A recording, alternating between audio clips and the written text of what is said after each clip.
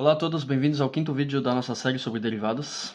E dessa vez iremos atacar as derivadas de uma função composta, né? Então nesse vídeo iremos abordar três pontos bem importantes, né? Iremos demonstrar três resultados bem importantes sobre a derivada de uma função composta. A primeira é a regra da cadeia, né? Que no caso seria a derivada de uma função composta, que é dada por essa fórmula aqui. Ok, então vamos demonstrar ela partindo da definição de uma derivada, como a gente fez as últimas vezes.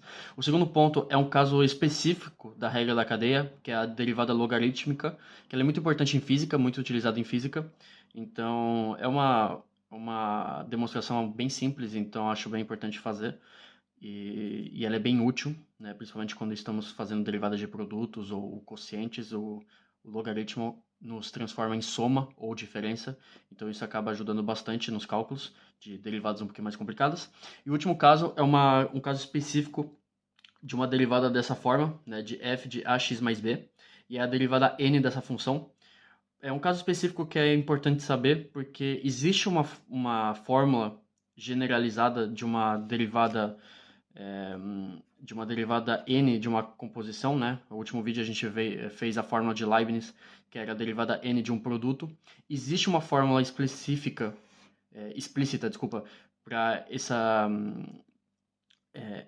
esse termo aqui, que se chama a fórmula de Fá de Bruno, só que ela é super complicada, né, muito difícil de demonstrar, e a fórmula em si é bem complicada, então não serve para nada, eu não vou nem comentar sobre ela. Mas esse caso específico, que obviamente é verificado pelo teorema de Fá de Bruno, uma demonstração simples, né, uma prova por indução novamente, então ela é bem interessante e bem importante saber. Ok, então vamos para a nossa primeira demonstração, que é a regra da cadeia. Então vamos começar escrevendo a definição da derivada, né, de G, a composição de G com F, né? O que isso significa? Então é a definição de uma derivada, então é o limite, isso avaliado em x, obviamente, limite quando h tende a zero, né, da função composição de GF, evaluada em x mais h, menos essa função aqui, em x, dividido por h. Ok? Isso é a mesma coisa que escrever o limite quando h tende a zero, né, dessa notação aqui, que vai ser equivalente a essa. Então é a função g avaliada em f de x mais h. Isso é a definição de uma composição. Menos g de f de x sobre h, ok? E o nosso trabalho aqui é mexer com esse termo para a gente reconhecer a fórmula que a gente está procurando, né? Então eu vou só trabalhar com esse termo, eu vou esquecer um pouquinho o limite por enquanto, né? Para a gente simplificar esse termo, ok? Então eu vou escrever ele aqui de novo. Menos g de f de x sobre h. Isso igual ao quê? Isso igual a mesma coisa, né? Menos g de f de x, não pode se perder nas parênteses, vezes 1, né? Obviamente isso daqui é igual a mesma coisa vezes 1, né? E como é que a gente vai formar esse 1? A ideia aqui é formar o 1 como f de x mais h menos f de x sobre f de x mais h menos f de x. Por quê? Porque eu quero reconhecer a derivada de f, ok? Então, isso daqui é 1, obviamente, porque temos o mesmo denominador e numerador.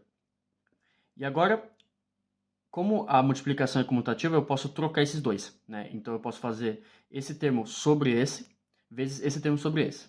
Esse termo sobre esse vai ser a derivada de f, né? Quando a gente fazer o limite. Então, vamos fazer isso.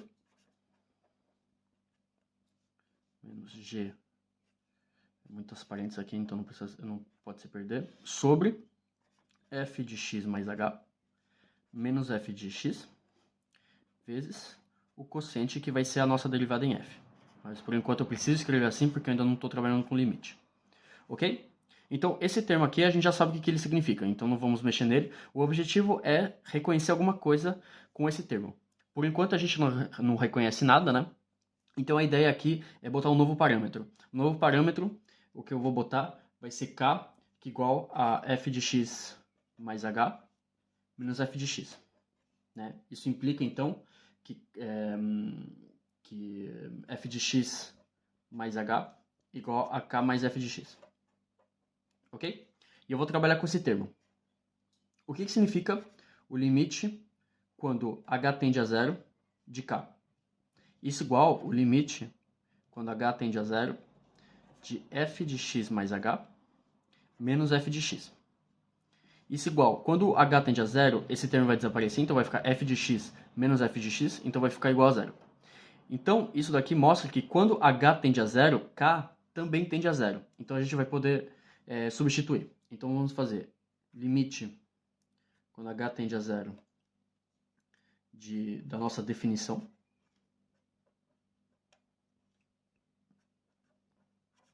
Então, aqui eu só estou escrevendo tudo de novo para a gente não se perder.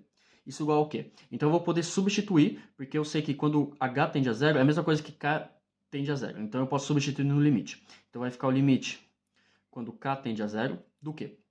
Então, vai ficar g de f de x mais h. F de x mais h é a mesma coisa que k mais f de x. Então, vai ficar f de x mais k. Menos g de f de x. Ok? Sobre f de x mais h menos f de x é a mesma coisa que k. Então, vai ficar k. Vezes, a gente sabe que a multiplicação, o limite de uma multiplicação é o limite de cada termo. Então, esse termo aqui, quando h tende a zero, é a derivada de f, avaliada em x. Ok? Esse daqui é o quê? A gente reconhece a derivada de g avaliada em f de x. Né? Se a gente substituir esse k por um h, vai ficar limite quando h tende a zero de g de f de x mais h menos g de f de x sobre h, que é exatamente a mesma coisa que é esse termo, só que obviamente com a função g avaliada em f de x. Então vai ser a derivada de g avaliada em f de x vezes esse termo aqui, então a derivada de f avaliada em x.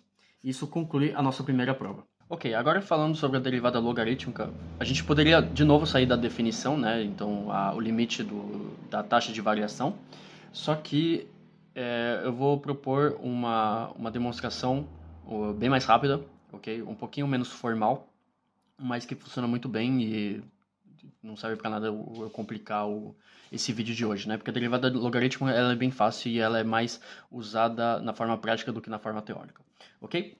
Então eu vou considerar para todo x pertencente aos reais não negativo, não nulos, né? Então zero excluso e positivos, ok? Porque vocês sabem que a função logarítmica ela é definida para todo x estritamente superior a zero, ok? Então eu vou definir e eu vou fazer simplesmente a função f de x igual a x. Ok? Então, é uma função bem simples, com o domínio já bem definido, para não ter nenhum problema, porque eu vou dividir por x, ok? E depois vai ter um logarítmico, um logaritmo que é definido para os reais estritamente superiores, ok? Por que eu defini essa função x? Porque a gente sabe de uma propriedade bem interessante de x, que a gente sabe que x pode ser escrito da maneira exponencial de ln de x. Né? Porque ln, né, que é o logaritmo, vocês podem achar natural ou neperiano, ok? Eu prefiro chamar de neperiano. Não é o logaritmo de base decimal, é o logaritmo de base e, o que mostra que a função exponencial e a função logaritmo neperiano, elas são recíprocas, ok? Uma função recíproca, eu vou explicar no próximo vídeo de derivação de funções recíprocas, mas basicamente a gente pode falar que ln de e igual a 1, ok? Ou exponencial de ln de x igual a x, ok? Isso é uma função recíproca. Então, elas são bem interessantes, mas eu vou explicar isso no vídeo anterior. Então, a gente pode escrever que x é exponencial de ln de x, ok? E, basicamente, eu vou derivar exponencial de ln de x usando a regra da cadeia, né? Então, teremos a derivada de x, que é a derivada de exponencial de... Passou um cara tocando Linkin Park, foi mal. Vai ser a derivada dessa função aqui, né? Então vai cair a derivada de ln de x, que a gente não sabe na teoria o que significa, né? A gente supõe que ela é bem derivável, então vai ser a derivada de ln de x, vezes a derivada de exponencial avaliada em ln de x. A derivada de exponencial é a própria exponencial, então vai ficar exponencial de ln de x, ok? Como a gente sabe que isso igual a x, vai ser igual a derivada de x, e a derivada de x é 1, ok? Então, teríamos essa função aqui. Então, teríamos ln, a derivada de ln de x, vezes x, que é igual a 1. Como x é estritamente superior, a gente pode dividir por x. Então, vai ficar a derivada de ln de x, que é igual a 1 sobre x, que é da forma a derivada de f sobre f, ok? Então, isso demonstra a derivada logaritmo, que é muito interessante. Por quê? Porque temos algumas propriedades do logaritmo que são bem interessantes, que é o logaritmo de a vezes b igual ao logaritmo de a mais o logaritmo de b, e o logaritmo de a sobre b, que é igual ao logaritmo de a menos o logaritmo de b. Foi por isso que o logaritmo foi criado, né, por John Napier lá em 1600 alguma coisa, para simplificar, né, na época não tinha calculadora, então para simplificar as multiplicações e as divisões, para a gente fazer em uma escala de que a gente pode fazer somas ou diferenças, ok? E por causa disso, derivadas da forma produto ou derivadas de uma forma de quociente consegue se simplificar muito fácil se temos essa derivada logarítmica que é muito utilizada em física, por exemplo, ok?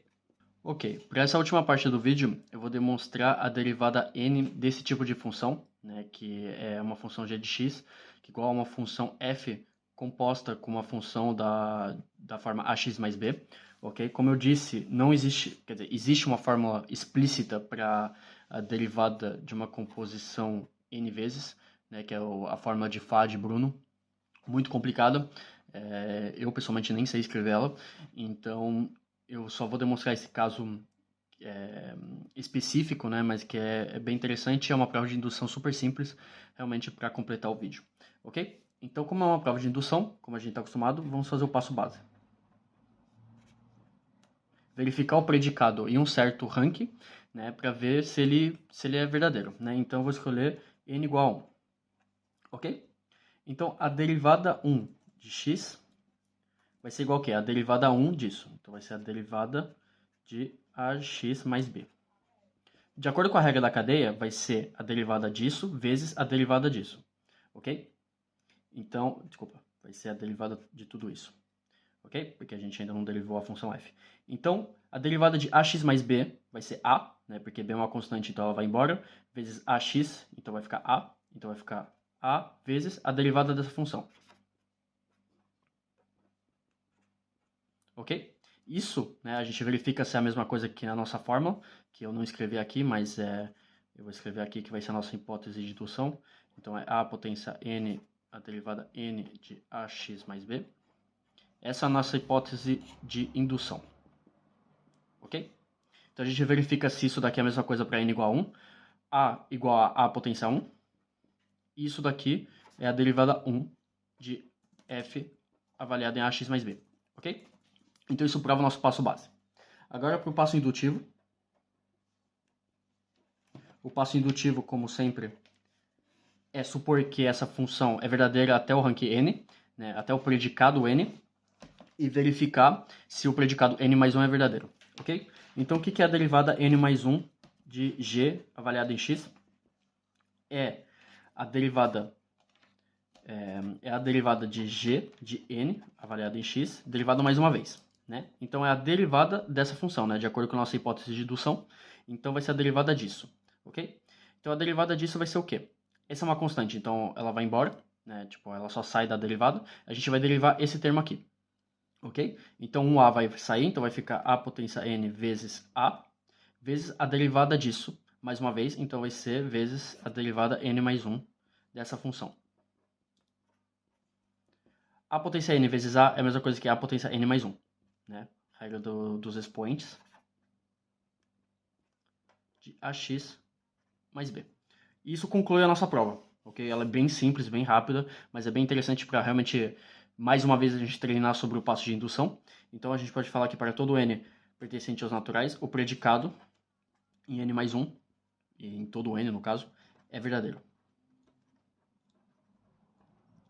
Isso conclui a nossa prova e o nosso vídeo, que eram umas pequenas demonstrações sobre a regra da cadeia, né? A regra da cadeia é a mais importante na demonstração nesse vídeo, bem simples, bem rápido, e eu espero que vocês tenham gostado.